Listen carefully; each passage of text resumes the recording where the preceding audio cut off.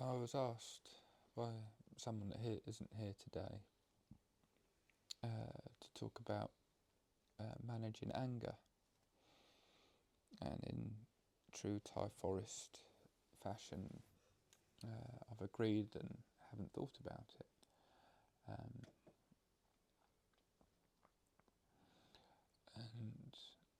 the only thought that I had during meditation about this subject was that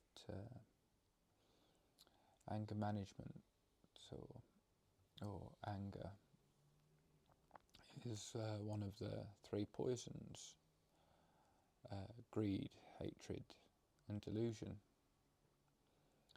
And then I just thought I'll talk about the three poisons. So it doesn't really matter what the nature of our mind is with regards to this. We all have greed, hatred, and delusion in varying amounts, and that variation can be described as personality as well. Like this is a fiery person, or this is a greedy person, or they're always trying to do this, but they're all equally unproductive. They're all equally stopping us from being happy. Anger is slightly different because it can spill over into actions that are really harmful to other people. But that then sort of falls more into morality, and we know we shouldn't physically harm people, so we'll leave that aside, because I don't think that's what the person asking the question was talking about. I don't think they're fearful of a murderous rampage anytime soon, but they do have a lot of anger. And whether it is anger or greed or delusion, what we're here to do is to acknowledge it, be mindful of the nature of our mind, and to nip these poisonous thoughts at the bud.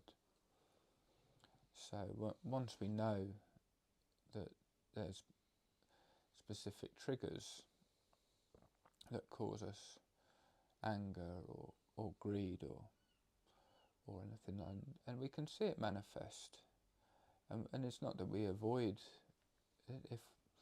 If a buffet brings out the worst in us, and we start elbowing in, and we start having thoughts about people taking the last of this or last that, and you really want the sausage, and you almost want to push in front, and those sort of thoughts, it may even be productive to go to buffets and to watch our mind and practice restraint.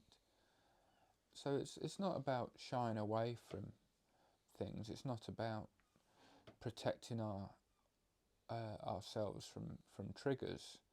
It's about acknowledging what those triggers are, and spotting these thoughts right at their infancy, and with a sense of humour laugh and say, oh, that's greedy Alex again, thinking about the sausages in the buffet. Or if we're prone to anger,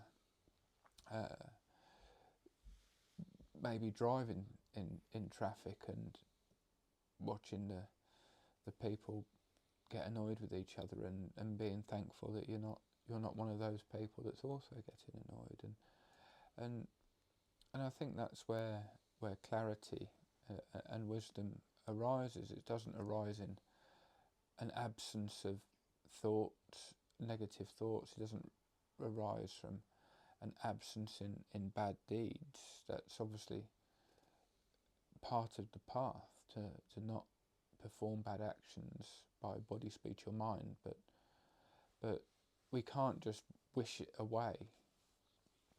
the skillfulness, the wise will realise that what work needs to be done, rather than hoping that, again deluding yourself that the work doesn't need to be done. Saying that you're perfect is showing delusion. Saying that you don't have anger is delusion. But if you say, I know exactly how much anger I have, I know exactly how angry I get, I know exactly where my problems lie, that acknowledgement of anger shows less delusion. And it's not delusion, it's delusion on a grand scheme, delusion of the nature of reality, delusion of believing the impermanent to be permanent. If you're getting frustrated and you're causing yourself suffering because something that was impermanent has finished, that's a deluded thought in the Buddhist sense of the word delusion. So it's about acknowledging things and putting things in place that we know that works. If we are getting angry and we are prone to anger, then we should spend more time on anapanasati meditation of the breath, to calm the mind, to find strength, to find sharpness. I'm looking for a word, like fortitude and discipline.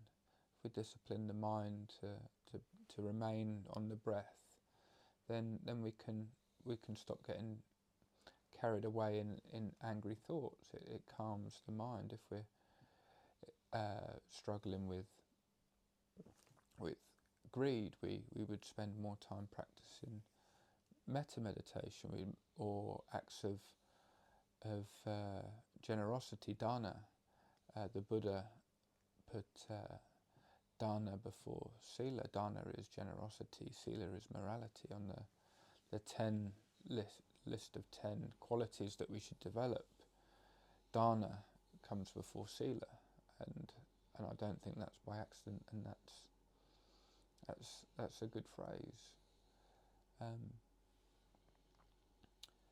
I remember there was a Swedish samanera. He chose not to take full ordainship, but he was a samanera for a few years, and he was Swedish, and we had a shared interest in extreme metal. We both didn't listen to it, but we both liked it when we were younger, and we mentioned a specific a band from the early 90s, and he said, "Oh, do you remember such and such a band?" And I said, "Yeah, very angry band." He goes, "Yeah, I watched an interview." And they said, "Oh, why do you hate Christianity so much?" And he said, "I don't really. I'm just really angry, and I needed something to focus on, and criticising the church in my music was the thing that the band's identity, but we were not particularly against religion, we were just really angry, and it was a convenient scapegoat for my anger." And the monk remembered this and thought of it as quite profound, quite insightful, and on reflection I realised there was a part of me that was pinning the objects of my anger onto other things. This is making me angry. I don't like injustice and this and that, and you can disagree with something, and you can emphatically disagree with something, but still remain calm. Throwing your toys out of the pram doesn't achieve anything, but having that anger